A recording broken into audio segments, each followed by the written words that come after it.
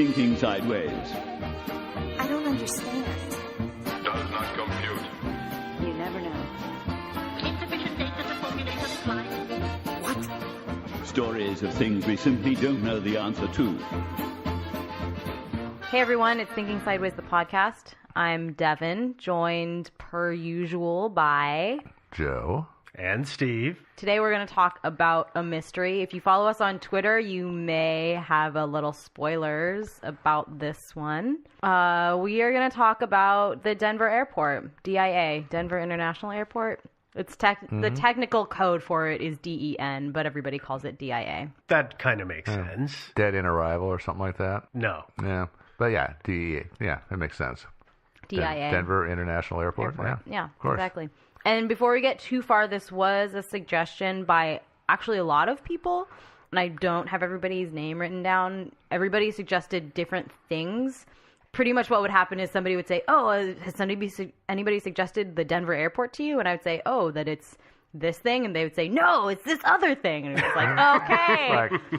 So I guess we'll do a show about it. Yeah, it's about time. And just so everybody knows, I traveled for this episode. She did field research. I did field She research. did. I went to Denver International Airport. She found a hidden door. I did. Managed to pick the lock. Uh-huh. Found many, many underground passages. Mm-hmm. Some like sort of culty kind of devil worshipping altars that had blood all over them and stuff. You know. Yeah, some guys that had like horns and Yeah. weird alien-shaped faces. Yeah. I Or know. you ate at the McDonald's in the airport and wandered And got around really and bad took food pictures. poisoning. Yeah. Yeah. No, but I especially liked when we found that those giant crests on that huge room that had the crest that said NWO and had a giant eye imposed on the top. Yeah, For that was Illuminati. pretty good. That was Yeah. good research I did. Or Risky. creative writing. One of the two. Whichever. Same thing. All right. Let's tell these people what's going on with the Denver Okay, airport. let's talk A about lot. Denver a little bit. Well, not Denver, but the Denver airport. The greater Denver area was served by Stapleton International Airport until 1995, which I think makes DIA one of the newer airports in America. I think so. It's a lot of research to do, just so you know. There's no list I could find on the internet that was, I Googled list of airports in America by year built, and it came with nothing. So I didn't look too far into it, but Yeah, I didn't bother looking into it either. It is one of the newer. I Let's just can't call think. it that. Yeah, I can't really think of one that's been built since then. But maybe somewhere.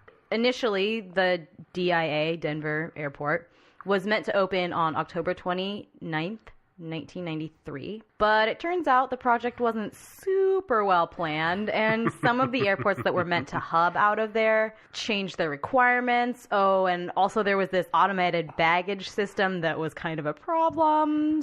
That thing was awesome. Yeah, so the project was pushed back a few months, then a few months more, then a strike happened.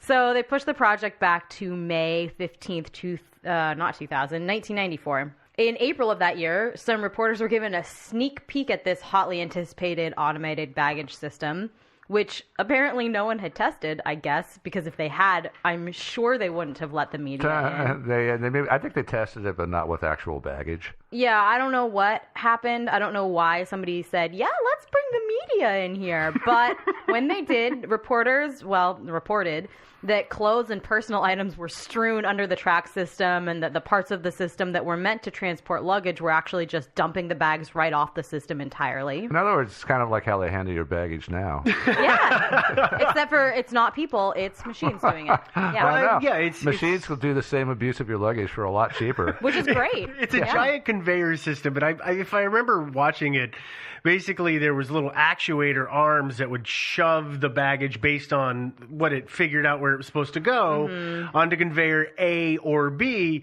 Unfortunately, They were too powerful. They were extremely overcharged, and it would hit Grandma's luggage and send all of her clothes 20 feet in the air.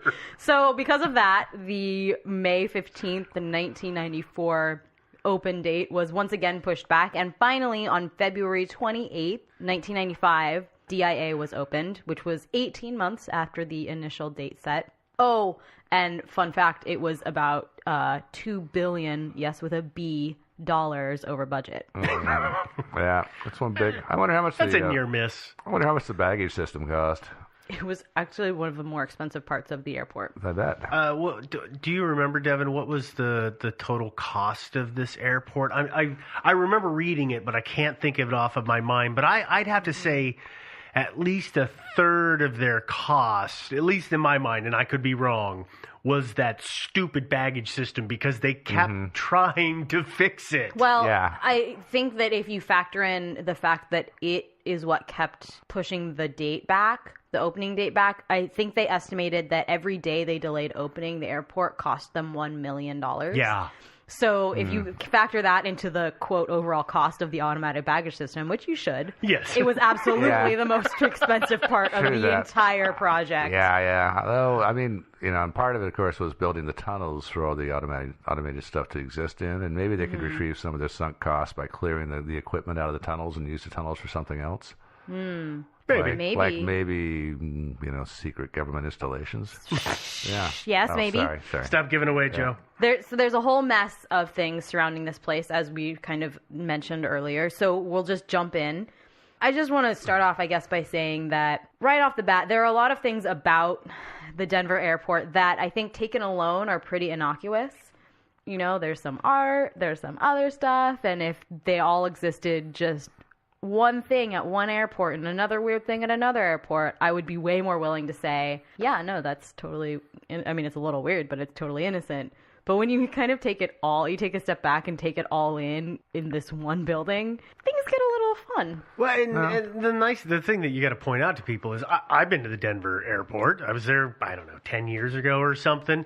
I had no idea, and I probably saw one of the things that we're going to talk about and would have never guessed that there was so much hubbub surrounding it all. Yeah, Because so many things are innocuous on their own. Yeah. Yeah, I too have been there, and I didn't notice anything out of sorts either. But I didn't actually spend a lot of time in the airport, so Yeah. I spent it in the airport bar. I didn't have time. I didn't have time to go see that huge mural with the creepy Nazi with the AK towering over the table. Yeah. Yeah, that was fun. Yeah.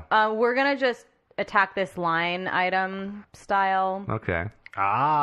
So we'll just start with the horse. So each of these, in other words, is a discrete mystery all on its own. Yeah, kind of. So what are we going to work our way from the inside out or the outside in? Or what are we going to do? Outside in, kind of? Okay. Ish. We're going to start with the horse. Of course. Of course. Of course. The horse. The famous Mr. Ed. You guys have a picture in front of you. It's in black and white. I'm sorry. It's much less impressive than it is in color. But hopefully you got a chance to see it. And you listeners at home, we'll probably post a picture of it. Now, I've seen this photo in color. It's actually a really nice photo. It's awesome. Did you take it? I did. Yeah. Good job. I took that picture. Did you notice what's behind the Bronco? Oh, the thunderstorm? The mushroom cloud? Mm-hmm. It looks like a mushroom cloud. It does. It's like thundery, too. Yeah. Thunder and lightning. Very apocalyptic, yeah. It's super apocalyptic. This is one of the first things that you will notice about DIA as you approach from the ground. This dude, he's officially called Blue Mustang. He's also referred to as Blucifer I like Lucifer. or That's awesome. the Demon Bronco by locals. Since you're not looking at the picture because this is a podcast, not a TV show, I'll go ahead and just describe this gentleman to you. This beast of a gentleman. He is a 9,000-pound statue. And by the way, if he was actually made of, say, bronze or something like that, he'd weigh a hell of a lot more than 9,000 pounds. Yeah. He's a fairly new addition to the weirdness of DIA. He was commissioned in 1993 by, well, I guess we'll get to that. But it was meant to be art. It kind of is art. It's is a art. pretty impressive piece of sculpture. It is, you ask yeah, me. absolutely. It's a 32 feet tall blue Mustang rearing up. It's pretty dang anatomically correct. Yeah, that absurdly anatomically correct. Yeah. Yeah, why was that necessary? I don't know. Ribs family show airport, right? through the skin. The way the light shines on it, I initially, when I was looking at the picture and when I saw it in real life, I thought, oh, there's weird zombie skin parts of it. But the more I looked at it, the more I realized it's just the way that it's lit. the way the light hits it, it gives it some yellowy areas, which looked like zombie rot to me, but it's not. Well, it's fiberglass, right? So I think that the fiberglass is colored as part of it, so it's not an even mix, so you get weirdness areas. This is the way I think. Well, he is totally blue. I've seen other pictures of him. He's totally blue. It's just a weird way that the lights shine. Okay, so he's not a zombie horse. No, his tail and mane are spiky, and he has red glowing eyes. Which I love. I think that's awesome. They are. This is not a lie. I did genuinely. I've seen this with my own eyes, and Red that is the first thing you notice. You just kind of go, huh. There's some red eyes glowing in the distance there. Actually, it's on a horse. That's why he's called Lucifer. Exactly. But no, actually, I think that the reason for that is it's just aircraft warning lights. No. It's not. They're not high enough. Yeah, no. They have to be on the very top. I think it's a nice touch, though. I do too. So the sculpture wasn't installed until 2008. Why so late, you might ask? Well, it was sculpted by a man named Luis Jimenez, and he died in 2006. And you might be wondering how. Well, just because a 9,000-pound statue of a devil horse fell on him and severed an artery in his leg. Yeah, that's just hilarious. Good. I bet you can guess which one. There's not that many, but I bet you can guess which 9,000-pound horse. Oh, I thought you were saying which leg. No. Well, it wasn't the whole horse. It was just the head. It was just the head. Yeah, which still weighs a lot, I'm sure. But again, it's fiberglass. Imagine if this thing was made out of steel or bronze or something like that. Holy crap. So the sculpture was finished by his family and some students he had, and then erected much later, 2 years later. I bet they're the ones who added the red glowing eyes. Yeah, maybe. But because of that, people kind of say it's cursed from the get-go. Of course. Of course. They're saying that the horse is cursed or the Because it airport's killed cursed? the person who was making it. Yeah. I mean, that's pretty suspicious. Yeah. That's suspicious behavior for a horse head. Yeah. It depends. Is this a horse head from the mob? It could be. Yeah. As far as we know, it could be. Okay. Do you know who financed it? No. The Denver International Airport? Yeah. Do you know who financed it? No, we're getting ahead of ourselves. I'm sorry. Okay. All right. Next up is the weird shape of the airport. This is dumb. I agree. Yeah. The airport is made to resemble snow-capped mountains and reflect the history of Colorado's native people. And by the airport, you mean the building, the terminals. Okay, just making sure you're not talking about the whole surrounding area. Yeah, sorry. It's also meant to reflect Colorado's natives who lived in teepees across the Great Plains. So the roof is actually made of fabric, and it's big white peaks. The roof, some people say that it is meant to resemble a UFO. It doesn't resemble any UFO I've ever seen. Well, since UFOs are definitely housed below the airport, which we'll get to in a minute. No, of course they are. That's what they're made to resemble. But I really think it just looks like a giant circus tent. No, I agree. That's when the first time I saw it, that's what I thought. Yeah. Who decided to do this? I don't know. That's what I also thought. kind of wonder who, like Colorado, not the most stable weather state. Yeah. Denver, also not the most stable weather city. I'm not totally sure who was like, oh, you know, it's an excellent idea. Let's make have this cloth roof out roof. of fabric. Well, okay. So there's two things. One's a joke, which is they have a lot of weed in Colorado. Yeah. The other is, and I'm actually going to bash on this a couple of times, which is artists' perspectives and interpretations that they can pitch and sell. And I work in the art industry. I understand this, but somebody did a fantastic sales job. Yeah. Saying, this is what an abstract means and blah, blah, blah. And I'm sure that what they did is they showed them a rendering of one or two of the little teepee tops that their snow-capped mountains that they were supposed to be, instead of the, 9 or 10 or something. it's a lot. points. There's a lot. I mean, it doesn't look anything like it's supposed to, and I would be willing to bet dollars to donuts that's how that happened. Well, the interesting thing is, I don't remember when. I think it was 2008, but I can't recall exactly. There was a huge snowstorm. When it ripped? And it ripped Yeah. open part of the ceiling. And what did they do? They just fixed it. Duct tape. Yeah. Yeah. They didn't say, oh, hey, maybe fabric's a bad idea. They just, quote unquote, improved their snow removal systems. It had 2 feet of snow on the floor of the airport. Yeah, it's Colorado. 2 feet in the terminal, dude. That's hilarious. They closed it down for like 4 days. Yeah, it was like a 30-foot long rip, if I remember Yeah. right, by the end. You know, of course, it keeps growing, but It had huge implications for the air traffic control of America. Yeah, oh yeah, no, it's a major hub, and the interesting thing is, like, you know, I've noted this a lot of times. Your artistic architectural types will design these cool things with absolutely no thought to how they can possibly be maintained and repaired. How exactly do you get up there to clean that roof? You can't exactly walk on it, can you? I don't know. I don't think mean, so. Yeah, it's just well, how do you get up there to repair it? Well, you know, there's these things that are called man lifts that scissor up and reach over, and there's some yo-yo with a pressure washer. Maybe, yeah. I'll bet you that's how they do it. What I'm thinking is they have a crane and they have some guy in a harness. And they just lower him face down on a rope like Tom Cruise in Mission Impossible. He's holding a hose in his hand. So you never want to make the crane operator mad because he'll just bounce to it. Bump, bump, bump. Yeah. Oh, All right. What are we doing Move here? on. Sorry. We'll move on. No, Okay, that's so anyway, okay. but no, we didn't answer the question though. I mean, okay, so are we going to answer it later? Are there actually UFOs underneath? We'll talk about it Okay. later. Yes. Yeah, of course we will. Of course I think we will. that's not directly related to the mountaintop / teepee roof of well, no, the but airport. they were saying that people were saying that it's reminiscent of UFOs, which of course are stored underneath the airport.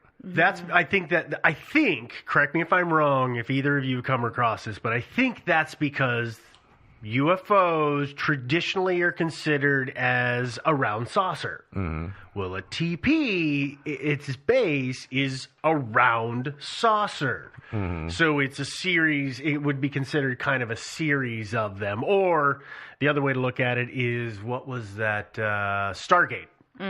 Where that ship would land on the pyramid, so we're making, you know, points for it to land on and anchor on. I mean, this is the only thing I can come up with because I didn't find a whole lot on I didn't find a whole lot either. Yeah. And, you know, it seems that's like the there was problem. We make fun of, I think would be the term I would use, a lot of conspiracy theories, not necessarily because I want to disregard them, but more because I just can't buy into anything that just says offhand, oh yeah, it's because it looks like UFOs, and then doesn't explain how, which I couldn't find anything. There's so much hot air and hand waving, but when you say, okay, I'm totally willing to accept that, just give me something to base it on besides your personal observation and belief. And I think that's where I think all three of us run into issues with those. Yeah. Yeah, I think that this one thing in particular is one of those instances where people just thought they'd put a whole lot of bilge out there and see how much traction it got. Yeah. And it got a lot. Because, yes, there's a lot of things like this, things that are completely seem to be kind of baseless and just based on just one person's assertion. So anyway, but I'm getting ahead of myself. Next up, the murals. Mm-hmm. Oy. Yeah. Admittedly, these are super weird. Okay? They just are. No, they just are. No, I agree. They are, but They I are. totally agree. Yeah, we wandered around DIA looking definitely not suspicious at all, taking all sorts of pictures. So I'm sure I'm on a lot of lists at this point. Yeah, we all are. But this one in particular, you know, my guide and I spent, I would say, an hour and a half wandering around trying to find them. Walked past them like twice on just the other side of the hallway that they're in. Because, you know, they always have those, like, ads and maps and stuff like that. So we were just like, where are these things?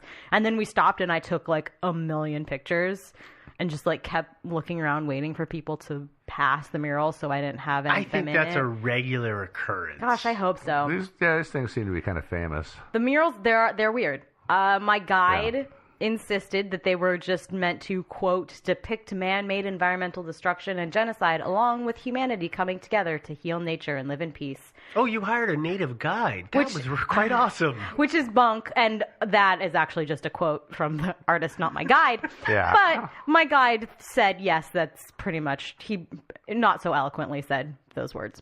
So you think that the artist's words in describing his paintings are bunk, or do you think that his thoughts of talking about humanity coming together to heal nature and live in peace? Do you think that's bunk? I think his description of what the murals are meant to be about is bunk. Yeah. So I'm you going to think wait it's- till the end on this one. Thank you. I'm Yeah. gonna bite my lip. In fairness, there are two murals, which are each 2 panels each, and parts of the overall art are often left out.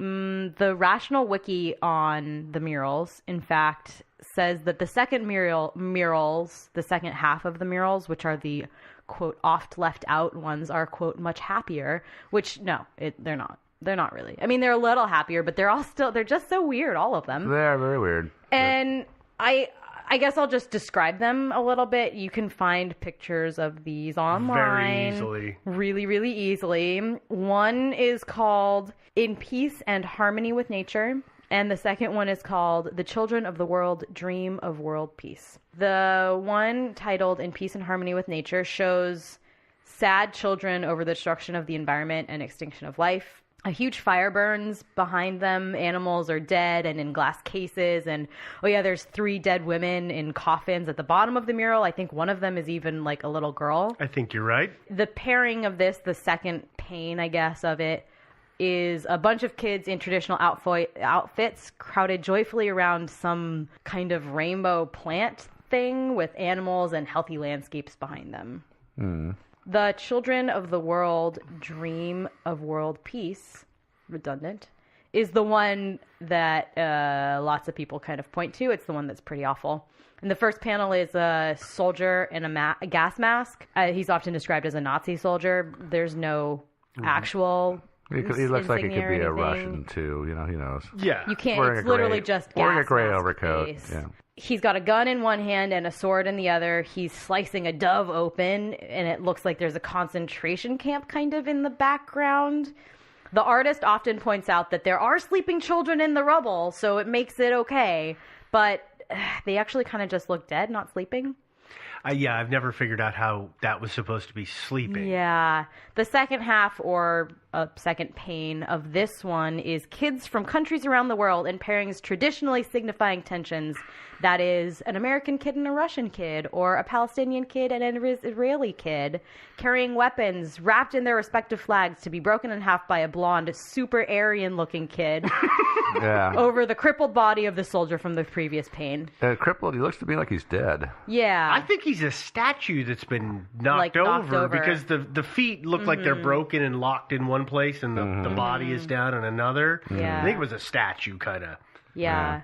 So I think that the quote unquote happier versions of these are still really, really weird. Yeah. Still have a lot of really weird symbolism in them. And I guess really the big question is, though I kind of appreciate the artistry and I think that I kind of understand what the artist is trying to do, I just think the Denver airport is a real weird place for them. Well, And for somebody to be trying to make that strong of a statement. this is actually easily explained by 3 words: publicly funded art. Yeah. Yeah. I can actually explain it in one word. Yeah. What? Procrastination. Oh, That's yeah. what it was. I'm pretty sure those look like they're oil paintings to me. Yeah. And I'm pretty sure that the artist in question, they said, here's my reasoning and yada, yada, yada. And they did a great sales job and everybody said, yes, we'll put those up.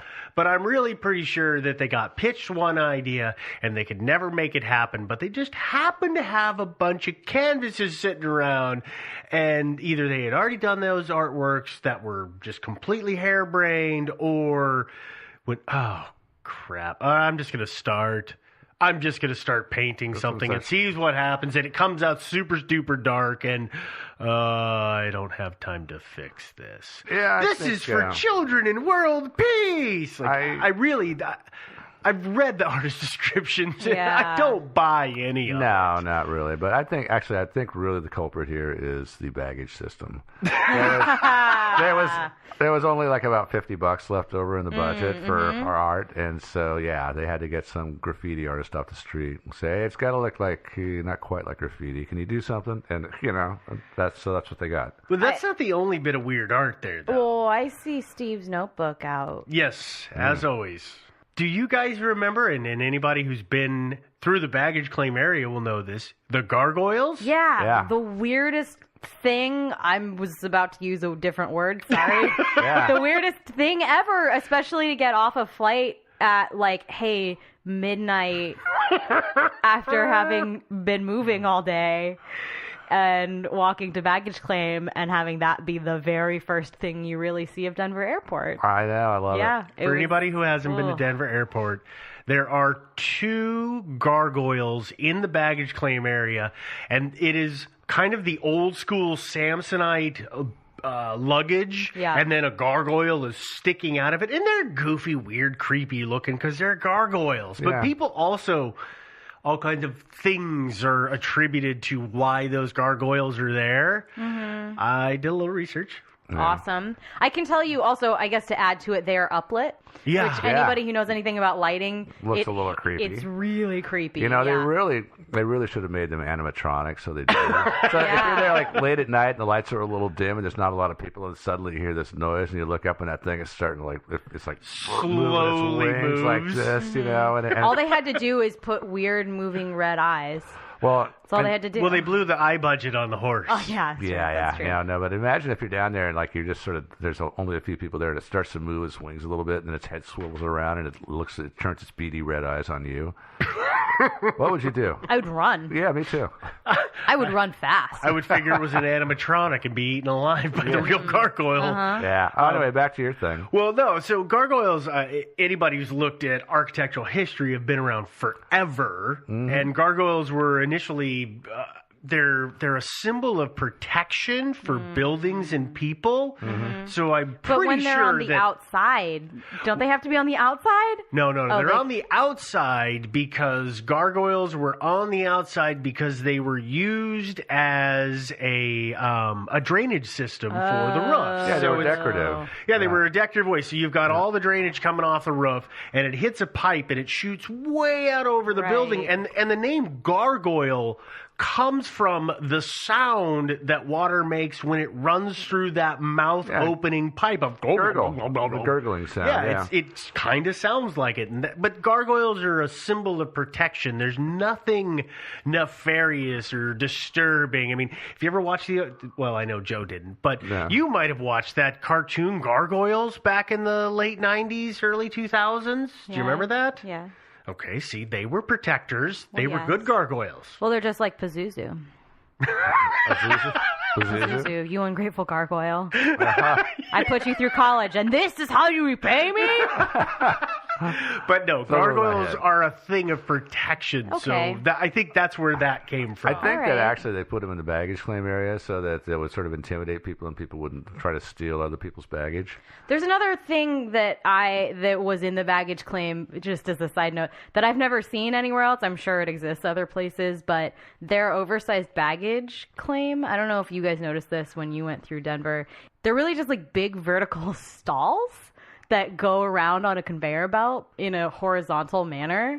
So it's like you could literally like step in one of those as and a then human go into being. the backside. They're actually perfectly human sized, and it just goes around. And my first thought was really just like, it kind of looked like a human vending machine. I like it. It did. I mean, they were perfectly human sized. It was very odd. You didn't get on the hop on? I did not. On the other side? No. She did not want to be in the human vending machine. No. I don't blame you. No. Yeah. But I guess speaking of art, it's kind of art, this next thing we're going to talk about. Oh, yeah. The markings on the ground. Yes. Yeah, Okay. kind of like inlay, right? Okay. What does AUAG mean? This is gold and silver? Og. Yeah. No. AU and then AG, right? Yeah. Two separate, right? Gold and silver, two minerals traditionally found in Colorado, source of the state's history. AU stands for gold and AG stands for silver, right? Yeah. What if I told you that it also stands for Australia antigen, AUAG, which is a weaponized strain of hepatitis B. Well, Also, that it's engraved or inlaid in the floor at the Denver airport. So you're saying that it's like a hepatitis B center? Weaponized Yeah, hepatitis weaponized? B. Yeah, I yeah. like it. Did you guys also know that the person who discovered this weaponized hepatitis B, he was the sponsor of the Denver airport? Did you know that? No, I Did you didn't know that? Steve, did you know that? Didn't know that. I'm just going to I've continue heard that. blinking. Okay, well, that's not true. None of that's true. Of course not. Yeah. But you will read that everywhere. Well, except for the gold and silver bread. That stuff's true. Yeah. Sorry. Yeah. Well, the good news is the actual marker for this strain of hepatitis B is actually HBsAg, not AUAG. And I think Steve did some research on this, but it's an antigen, Yeah. which I had always understood and Steve corroborated is actually what your body produces to fight the thing, Exactly. right? Uses to create an immune reaction. Yeah. Yeah, so, So- it's, To create antibodies, which means it's I'm not an totally inoculation. sure. Yeah, so I'm not it's sure actually how. a lot more benevolent than these people make it sound. Yeah. Yeah. Oh, hey, also, the man in question who discovered this strain of hepatitis B, he happens to be Nobel laureate Baruch Samuel Bloomberg, who has literally no link whatsoever to Denver, the Denver airport. So he'd like you to think. He was also not wildly rich. He certainly wasn't wildly rich enough to sponsor an entire airport to himself. I usually leave that stuff to the city in question and maybe the airlines. Yeah. So, also that brick with AUAG on it. Guess what's right over it? Or surrounding it. Yeah. Are there bricks? It's it's a mining cart right over it, and then Yeah. it's capital A, lowercase u, and then lots of spaces, and then capital A, or lowercase g, and there's lots of other bricks all around it, mostly Tiles? I guess. Yeah, tiles. Because it's a stone floor, They're right? big. Yeah, they're big stones. Yeah, so they are tiles. You're right. That's probably a better word for them. But most of them are Native American symbols or words or things like that. You will see other places people talking about the alien writing that's written all over the floor. Those are literally all Indian words. They are. They just are Native American words.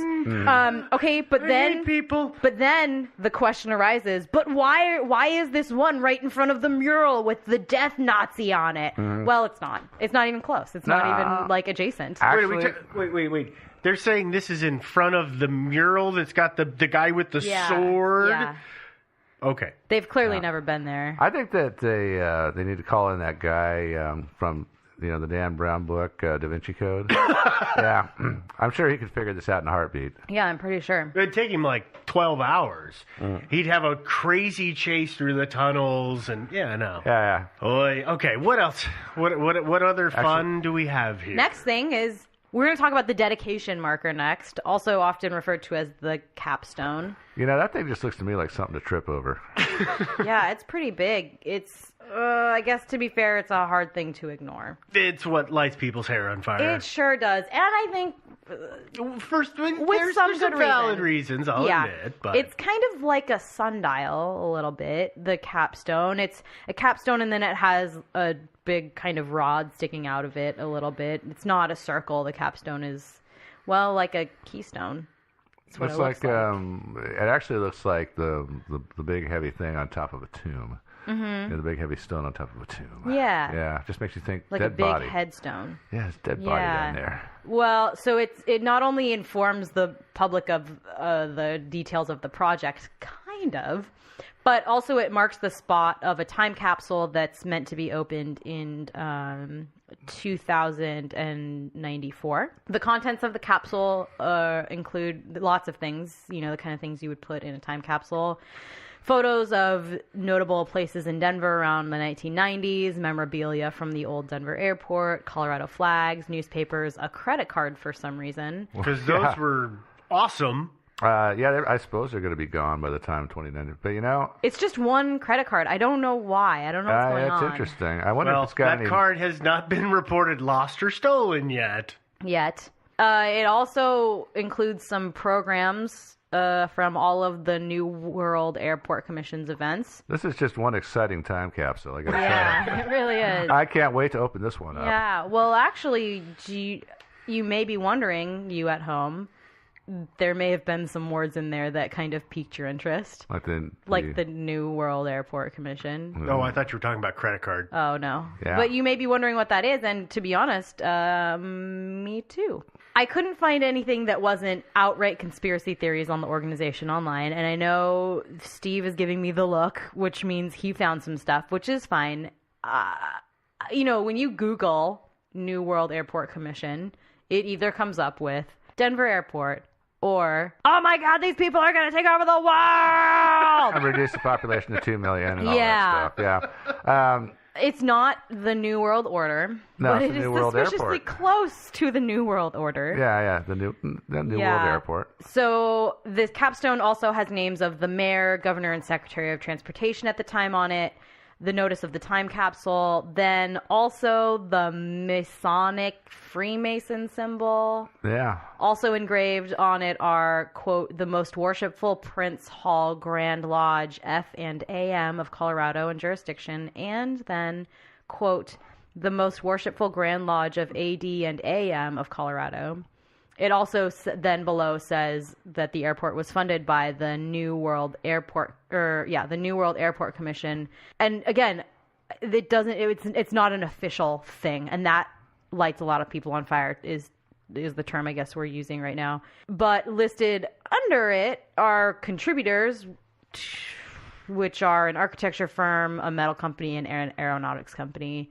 And even if, before I let Steve, because he's like chomping at the bit right now, before I let him go Freaking for out, it, man. even if these are just 3 innocent sponsors who formed a commission called the New World Airport Commission, come on, guys, like pick a better name. Like pick a less suspicious name, though. Terrible name. Like, why would Yeah, would that be the thing that you pick? But the thing is like the whole New World Order thing hadn't really blossomed that much. I mean, this was like the New World Order didn't come into being until a speech was given by George H.W. Bush, the first Yeah. Bush, in what I think the very early 90s. Yeah. After the fall of the Soviet Union, we were looking at a whole different world order because the Soviets were gone. And when did the airport open? It opened in 1995, correct? 95. So 95. this is after that speech. No, it is, but the construction on the airport began before that speech.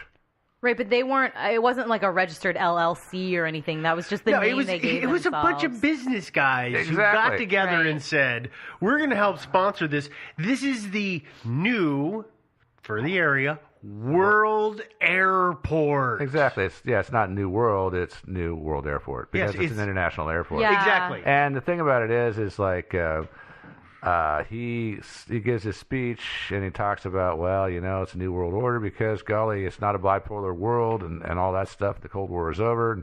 And of course, the conspiracy in that case is, and the paranoids go nuts with this and start running with it. But do you really expect a bunch of middle-aged businessmen to be up on that stuff and to be paying attention to that stuff? No. No. That's true.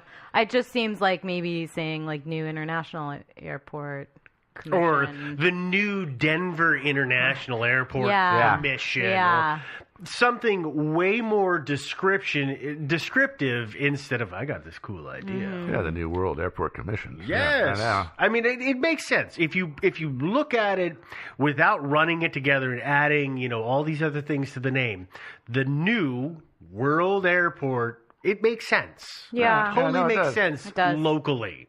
Yeah, Kind of. I would have just called it the New Friggin' Airport Commission.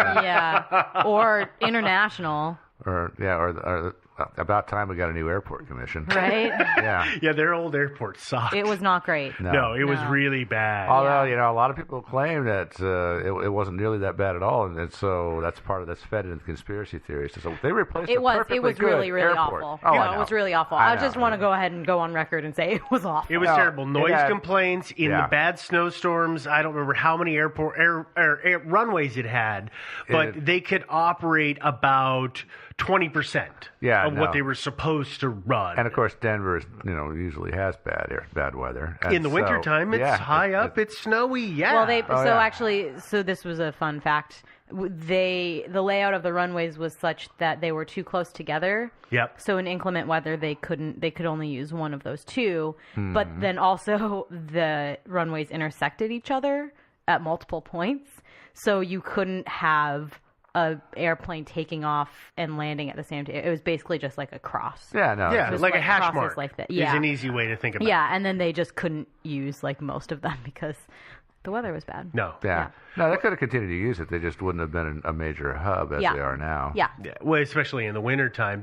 But the thing that I found that I got really excited about at first is, so we've got the Masons are sponsoring part of this, and they're on that dedication stone. Yeah. And we've talked about the New World Order and how it's trying to reduce the population to 2 billion, I think is the number. Yeah. 2 billion seems to be the sweet spot, yeah.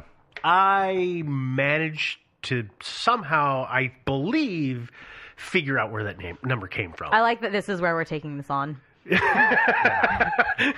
In the middle of an episode about the Denver airport, we're gonna myth bust the 2 billion cap. I may as stumbled well. across it. Yeah, no. Yeah. So Yeah. I got to thank the guys at Stuff You Should Know. Yeah. Because they did an episode on population control, and that's where I suddenly made the links, though they never actually laid it out. I figured it out. So there's a guy by the name of Thomas Robert Malthus. And he wrote of what he called the Malthusian catastrophe, which was overpopulation would lead to famine and death. And this is back in the 1800s. He writes this. I think it was the late 1800s is when he did his research for population control. You jump forward to 1968, and I know Joe is looking at me because he knows what's coming. Oh, yeah. It's Paul Ehrlich writes The Population Bomb, which is, everybody calls it an alarmist piece of work because the first thing he starts out with saying is that we're all going to die, essentially, saying that the world can't sustain us and 2 billion is the max number and we need to control births and we need to change all this stuff. But somehow, I mean, today most people look at his work and say he's wrong, his math was wrong, he and Malthus were wrong, but somehow that 2 billion got pulled in with the New World Order, and that number always gets drug along when you're talking about the New World Order stuff. Yeah, And it's all this human carrying capacity. Yeah. That's where it comes from. Yeah, it's funny. The thing about Ehrlich is that he made a lot of predictions, not just about overpopulation. None of and them were famine. right. Oh, no, every single one of them was wrong. One but could say he was the John Teeter of... Yeah. 1968. Yeah. Yeah, I mean, so his, Malthusianism is still very popular. I mean, there's still people today who who are predicting all sorts of dire outcomes, at least in the days of Malthus, the original days of him. I mean, famine was not that uncommon back in his day, so No. he can be forgiven, I suppose, but some of the people that are absolutely. still jumping on board some of the bandwagons of the things like, oh my God, peak oil, no, we're not running short anytime soon, things like that. Plenty of food, population. The 2 billion number. The reason I have a problem with the 2 billion number and relating it to the New World Order is the New World Order are these people who are behind it. They're part of our elite. They're part of this probably extremely rich capitalist elite. Yep. Well, reducing the population to 2 billion people really doesn't make them any money, I don't think. And that's why the paranoia over this mass reduction in population is ludicrous. Because hey, are we really going to cause our economies to shrink and cause us all to get poorer? Are we really going to do this? I think that people look at it is if that top echelon of people, these rich guys that are at the top and in control, Yeah. if the New World Order goes into effect and I don't know how this happens, but suddenly the population is cut to 2 billion. Mm-hmm. Now they're royalty. So now they get to make that royalty lineage. So it's not making money in a capitalist sense. they're top dogs, and they're going to be sitting on a big pile of cash. They're going to sit on a pile of cash, and all their descendants are going to sit there. And we're way off topic here, but that's what I found, and I had to bring it up. Is that's where this whole New World Order 2 billion people thing comes from? As best I can tell, this is the first time I've ever been able to put 2 and 2 together on this. Yeah, it's nobody really knows what the magic number is. I mean, I think the Earth could support like tens of billions more people. Well, whether we should or not is, that's debatable. Well, you know why 2 billion is suspicious, right? Why? It's because that's exactly how over budget they went on this project. Oh my God, you're right. Oh my God. So that explains everything. That explains. I mean, they were like looking at this and thinking, oh my God, we're not going to go over budget at all. What can we do? I know, an automated luggage system. And let's do something else. But you're going to talk about that later, I'm sure. We're going to get some weird paintings. There was some other, the weird paint. I told you, I already proved they only paid $50 for those paintings. Next up is the layout of the runways. And all I have to say about that is calm down, you guys. It really doesn't look that much like a swastika. Just calm down. Cool. Next. Draw lines on the airport and then remove the photo of the airport, and the runways don't look like a swastika. Yeah, no, calm down. No, not really. Next up, underground bunkers and tunnels. Okay, so now we're venturing into territory that I didn't get to see with my own 2 eyes because people are the worst and my security clearance wasn't approved in time. Yeah. And you probably walked right past a bunch of secret doors. Yeah, I probably did. And since I didn't get to see it with my own 2 eyes, we're just going to not even talk about this part. Cool? Great. Really? Just kidding. No. I knew you were joking. There's a tram system that, as far as I can tell, not as far as I can tell, it takes you from one concourse to another. And I couldn't tell if there was a way to walk between concourses. There should be, but I don't think there is. There has to be. There should be. Yeah, you would think. If the trains go down, you have to have a way for people to walk out. Yeah, out of the train system, sure, but walk in between concourses, I don't know. It's fine. It doesn't really matter. I didn't want to pour too much stuff into that. No, well, I'm just thinking is that I've been in airports, like I was in Atlanta a couple months back, and I know that you can get on the train and it zips you from concourse to concourse in no time flat. But unfortunately, about 10 years prior, I had said, well, I'm used to the Portland International Airport. I'll just walk They can't be that far. And I decided to walk from one to the other, and it took me 25 minutes. Yeah. Well, like in LA, Sucker. you literally can't. You have to get on a bus or the tram, right? No, you can't walk it at all? You can't because they're on the other side of the tarmac. Ah. So I don't know if it was like that. I didn't get a good sense of that. It's not really that important. The only thing that really stood out to me on the trams, well, actually, that's not true. My guide was telling me about how in the tunnels, on one side of the tunnels, there's these like silver pinwheel things, lots of them. And he said to me, well, what are they trying to distract you from? Huh?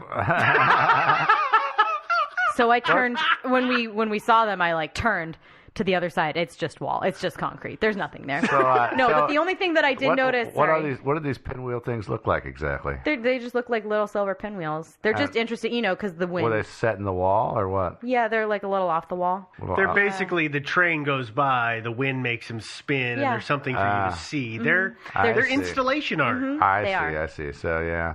Did you notice at any point when you were watching the tracks, did you notice like tracks branching off and just going into a blank wall? Not into a blank wall, but I will say that it did seem like the tram system, there are moments in a subway system, right, that it opens up a little bit and there's all these interchanges.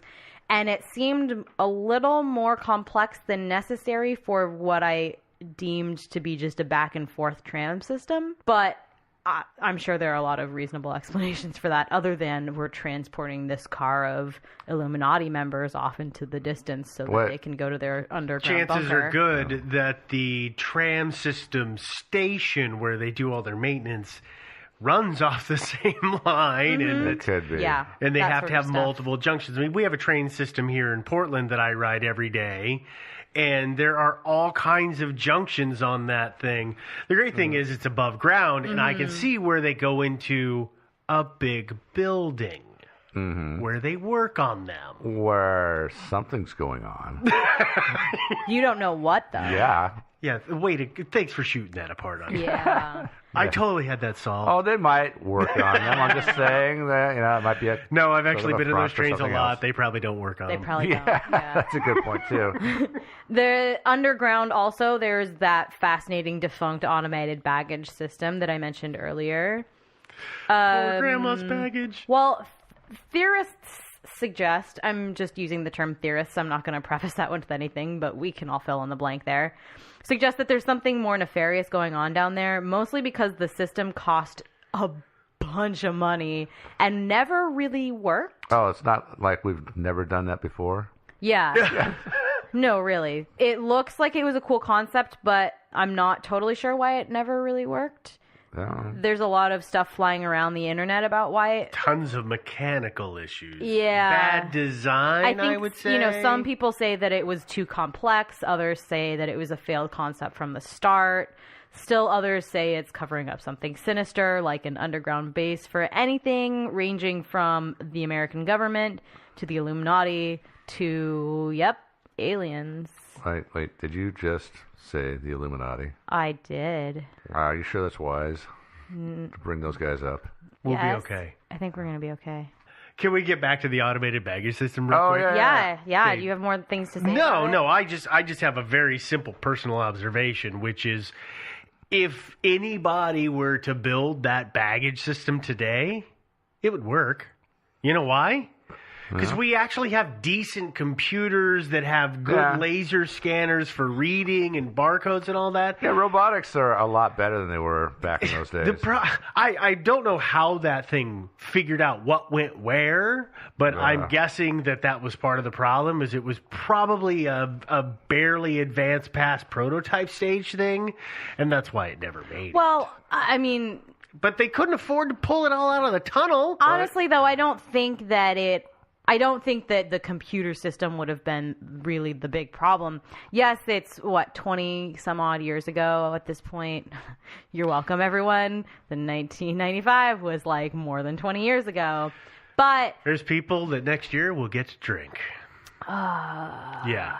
okay, but scanners still existed. Computers were okay. It's not as though this is a highly complex task that we were asking computers and machines to do. It's fairly rudimentary. It should have been possible. It truly should have been possible. But for whatever reason, But it wasn't. But, you know, I'm gonna. I was about to launch into a host of, well, it's got to be this and that and this and that and this and all these details. Oh, it but absolutely We're not going to go does. into that. No. My answer is it's simple as embedding RFID tags in those silly little baggage tags that you get now.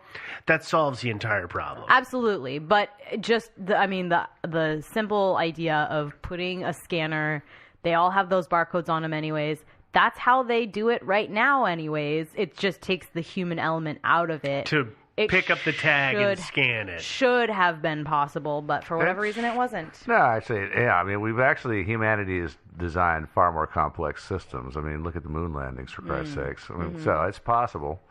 Yeah. But I mean, But, you know. yeah, I mean, as we said, or as I said earlier, okay, yeah, so they built all these tunnels. The tunnels can't be used for anything else because they couldn't afford to pull all the stuff out. Yeah. They were crammed with all these parts that were thousands of dollars, and you've abandoned the idea. You're not going to spend thousands of dollars a day for dudes to go in there with wrenches and pull it all out. Yeah. No, I mean, and they might actually be thinking at some point we can rehabilitate this whole thing. Yeah. With some advances in technology, we can actually make it work. It's possible. Yeah. There's also several very unsubstantiated claims that What do you mean by unsubstantiated? that when DIA was first being built, 5 buildings were built somehow wrong and just buried. Yeah, I like that. It's like, hey, you guys, you screwed the pooch. Bury these buildings. Just bury them. Instead of tearing them down, they just buried them and then built the current airport on top of it. Do you know how deep of a hole you'd have to dig or how much ground you'd have to stack on top to bury a single-story building? I don't think Well, these were not single-story buildings, were they? They weren't single stories, But that's my point. Yeah, I mean, right. But on top of that, parts of the current DIA are underground. yeah. So you'd have to bury it deep enough. And all while nobody saw it. Yeah. I don't. Where do you get all the dirt for that? Because, I mean, if you just bury the buildings, then what you've got is you've got this big old hill right there in the middle of it, right next to your airport, right? Right.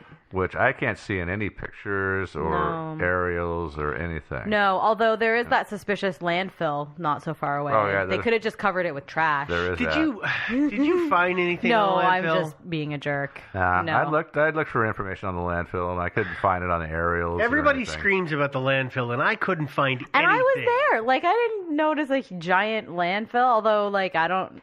53 square miles. It could be pretty far out there. But I guess, but I was around Denver and the airport for a while, so doing research, obviously. Yeah, I'm doing lots of research and drinking, but yeah. So but apparently the claims come from a quote-unquote construction company whistleblower, which, sure. Yeah, this is one of those things that I think is one of those ones that I think people make up something that's just so preposterous that, how could anybody possibly believe it? And they just put it on the internet and see who goes with it. Some people have. I just don't understand how that is possible to raise the grade so much that you can bury a single or multi-story building. That and- well, I guess I don't want to be a downer, but there is a news channel that's based in Denver that makes a habit of debunking DIA myths. Oh, really? Mm-hmm. And this is one of the myths that they took on. So they were granted the access that I was denied because bureaucracy, man. Damn the man. They got to take their cameras down under to see what's really going on. And long story short, nothing. Wait, were they in the baggage tunnels or? Yeah, in all the tunnels. The buried buildings? There are no buried buildings. No buried buildings? No. But they were in all the tunnels under there, and it's pretty boring. It's eerie, for sure, but there's not really anything going on down there. But of course, you've got to expect that the Illuminati and the New World Orderlies and all those people are probably They're orderlies? Yeah, the New World Orderlies, yes. Yeah, obviously. Yeah, you got to expect that these people are very adept at creating things like false walls and hidden I guess in doorways. fairness, right, it would be a good tactic to say, oh, yeah, you can come down Come and on down see. and look, yeah. There's nothing down here. Uh-huh. Oh, that door? Oh, that's an emergency exit. Uh-huh. Yeah. It'll sound an alarm. Don't go through there. Don't do it. Yeah, I know. So in fairness, TSA only is spray painted. Yeah. yeah, like just written in Sharpie on it. I love it. Do not enter on like a piece of printer paper taped to the wall. Yeah. I would. It would be really funny if you worked for the airport. Before you take them down to the tunnels, you take some sort of a fine tool to cut what looks like the outline of a door, on the side of it, and all that. And then what you do is you have what appears to be a nameplate or something like that. You make a little shadow of that, and then you have that pried off, and everything like that. And you just see if they notice it. And then if they do, it's just like, that's nothing. That's right out of the Scooby-Doo episode, really buddy. Yeah, it totally is.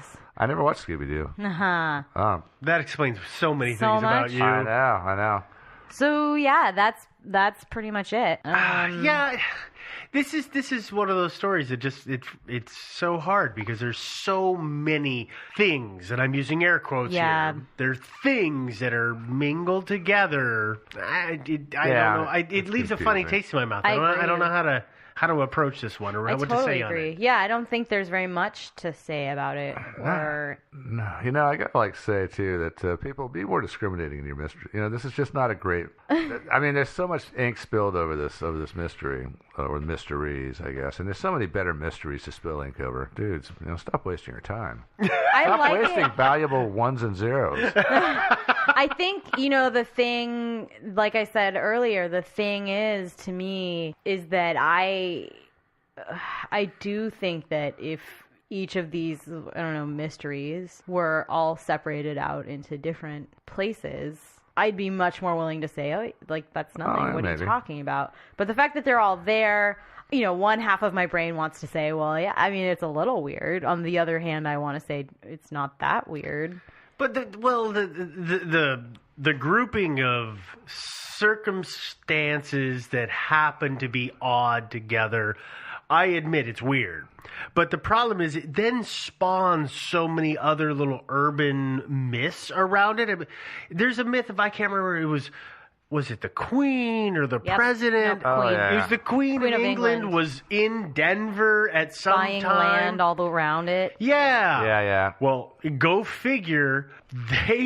Their money is tied up in real estate. It's an airport. What typically goes up around airports? Businesses. Yeah. Yeah. So That there's, service the airport or use the airport. Like, it totally makes sense that they'd be buying that. But, oh no, that's so that they can rush the Queen there and in case of a nuclear event and stuff her in a tunnel. Yeah, there was a thing about the asteroid too, or the comet. I mean, and I was going to actually make notes about this, but I figured you would include it in your script, and so I didn't bother. But the comet was we'll call it Comet A, B. Comet A, yeah, Comet A23. No, AUAG. Yeah, AUAG. It was due to come to within 22 miles of the Earth's surface, according to one of the pages that was out there, on the date of December, I think, 27th, 2011, something like that.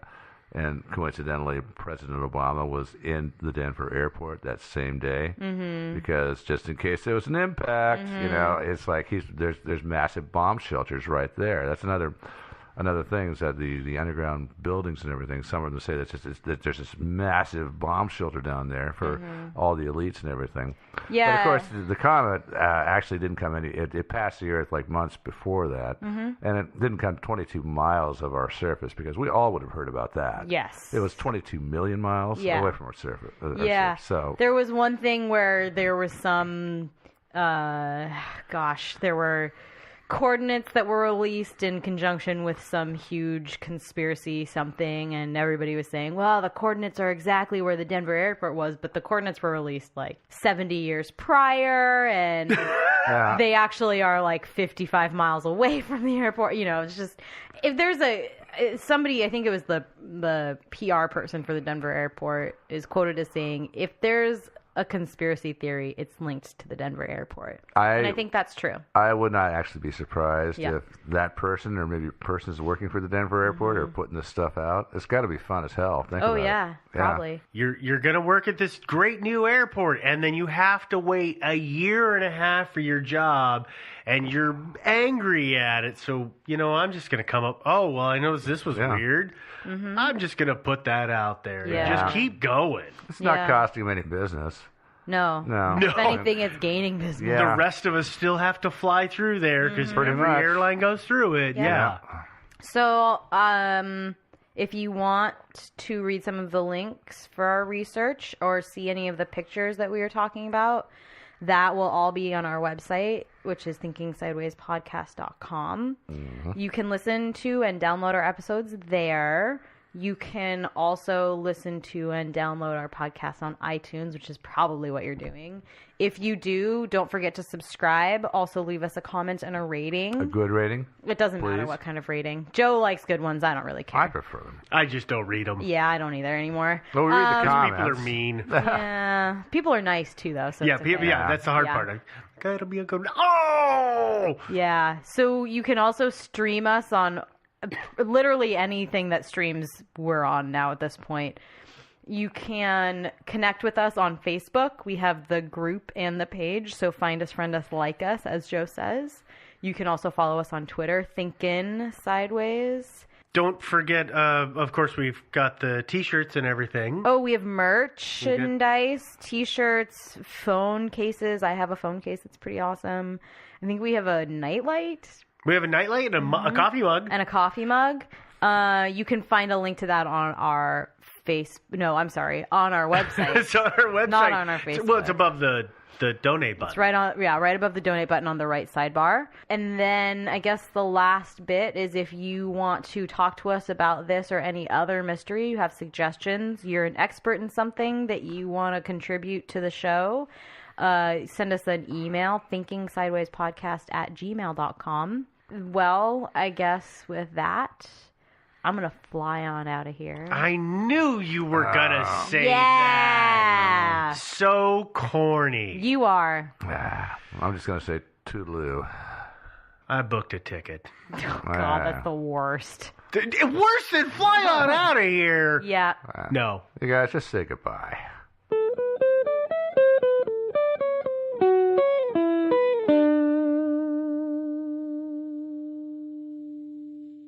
You notice you can't spell dedication without dead. I think that has to be an Easter egg.